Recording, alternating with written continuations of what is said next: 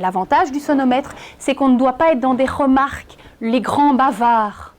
On ne doit pas être dans des remarques, parce que surtout que tu vas déléguer le sonomètre. Donc si je délègue le sonomètre à un élève qui commence à lui faire des remarques ou à l'engueuler, plus fort et qui du coup fait du bruit, ça n'a aucun intérêt. Et donc en fait l'intérêt est double et vous allez voir qu'on est toujours dans une espèce d'oscillation. Je disais il faut de la contrôlabilité mais pas trop de liberté non plus. Il faut leur demander leur avis mais il ne faut pas être dans un système autoritaire mais en même temps il faut être le chef. Et c'est ce 21e siècle nous engage à quelque chose de beaucoup plus nuancé. Ce qui est intéressant avec le sonomètre sur un téléphone, c'est vraiment que à la fois vous avez quelque chose d'extrêmement objectif, parce qu'en fait on en parlait de l'impartialité. Je dis à un élève fais moins de bruit, mais lui aussi il fait du bruit.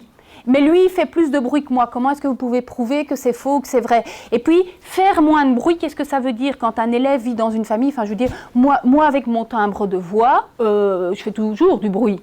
Et donc, quand on me dit fais moins, on me dit souvent fais moins de bruit. Hein. Parfois, on est à 2 au resto, on n'est pas 20, hein, tu peux parler. Et on se met en mode prof. Il y en a qui rient parce qu'ils l'ont déjà vécu. Hein, et donc, faire moins de bruit, c'est très subjectif. Par contre, un sonomètre, c'est objectif, c'est 60 décibels, c'est la même chose, c'est quelque chose sur lequel on ne doit pas discuter.